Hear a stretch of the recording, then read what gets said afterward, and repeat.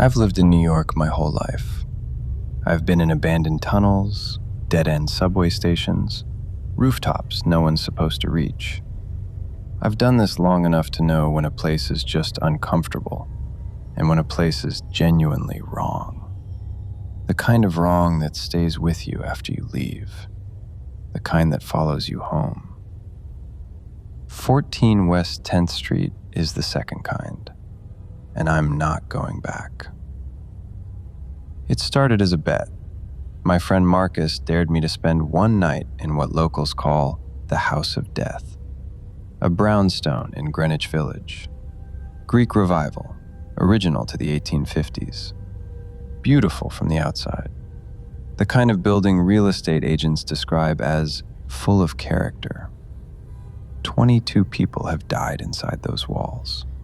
Not in a war, not in a fire. 22 people across more than a century inside a single residential building in one of the most expensive neighborhoods in Manhattan. Heart attacks, suicides, accidents that felt too convenient. I started pulling records, city archives, newspaper clippings. The more I dug, the less it felt like coincidence. It felt like a pattern. Before I went there, I talked to 6 people who had lived at number 14. 2 asked me not to use their real names. 1 hung up 3 times before she spoke. They all described the same thing, unprompted, without knowing the others had said it. A smell. Not mold, not a broken pipe. Sweet, thick, like meat left in heat for days. Like something rotting from the inside out. It would appear in the middle of the night, fill an entire hallway, and vanish by morning. No one could ever find a source. You start to think the building is doing it on purpose, one woman told me. She'd lived there 8 months before she couldn't take it anymore and left everything behind. Then her voice dropped. I know how that sounds. It didn't sound crazy, not after what I found next. The most detailed account of life inside number 14 comes from a woman named Jan Bryant Bartell, a writer, sharp, careful, the kind of person who notices things others walk past. She moved into the top floor apartment in 1957. She didn't last long. Jan kept records, dated entries, sometimes hour by hour. Footsteps that followed her and stopped exactly where she stopped. The smell erupting from the floorboards with no source. And a shadow, not a trick of light. A shape that moved through the apartment on its own, shifting, growing larger when she watched it. She documented everything in a book called Spindrift, Spray from a Psychic Sea. She finished the manuscript in 1973. She died shortly after, under circumstances the police never fully explained. Her friends said the house took her.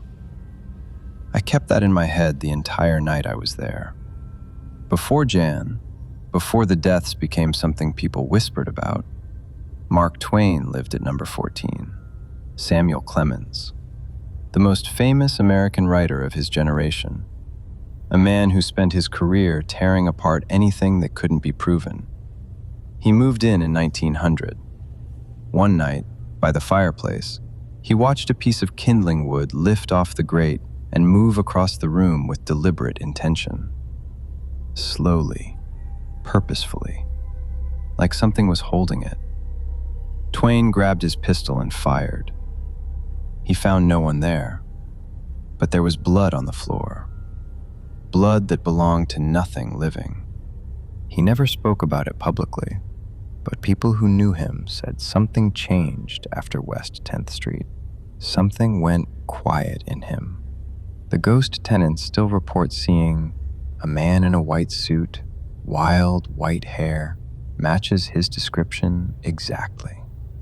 I got there at 11:47 p.m. on a Tuesday. The street was quiet. The brownstone looked exactly like the photographs. Elegant, old. It looked like nothing was wrong. The first hour, nothing happened. I sat on the couch and read through Jan's notes on my phone. The radiator clicked and hissed, normal sounds. I started thinking Marcus was going to win. At 1:14 a.m., the temperature dropped. Not gradually. It dropped like someone had opened a door to the dead of winter. I could see my breath. The thermostat read 72 degrees. The air said something completely different. I turned on every light in the apartment, every single one. The smell hit me at 1:22 a.m. I knew what it was before my brain caught up. Sweet, thick, exactly what every person I'd interviewed described. It was coming from the hallway, strongest near the stairwell door. I walked toward it. I don't know why. It didn't feel like curiosity. It felt like being pulled, like the hallway needed me to keep moving. I pressed my hand against the stairwell door. The wood was warm, not heated apartment warm, warm the way skin is warm. I pulled my hand back.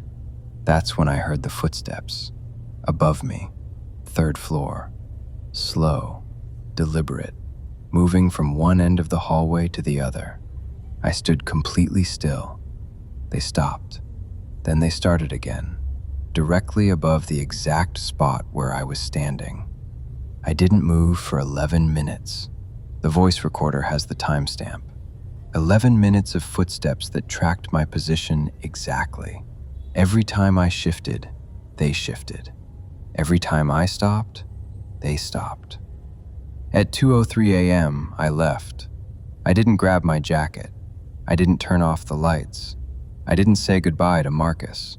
I just walked out onto 10th Street into the cold and kept going until the noise of the city drowned out everything else. It took longer than it should have. I spent 3 days going through the recordings. The footsteps are on the tape. Clear, unmistakable, tracking my position for 11 straight minutes. I had Marcus listen without telling him what he was hearing. He didn't say anything for a long time after. The temperature drop is logged on my phone's sensor data. 72 on the thermostat, 54 on the phone, same room, same time. I have no explanation for that. The smell I can't prove on tape, but I recorded myself describing it in real time, and my voice doesn't sound like someone performing for content. It sounds like someone who is afraid. I'm not going to tell you the House of Death is haunted. I don't have all the answers. But here's what I know. 22 documented deaths, 1 building, more than a century, and every single person who lived there long enough to talk about it described the same 3 things without me asking. The footsteps that follow you, the smell that has no source, and the feeling that the building knows you're there. I've been in a lot of dark places in this city. None of them felt alive. Number 14 did. 14 West 10th Street still stands. People still live there. You can walk past it in Greenwich Village. It looks like any other brownstone. But don't stop too long in front of the 2nd floor windows. Something in there is already looking back.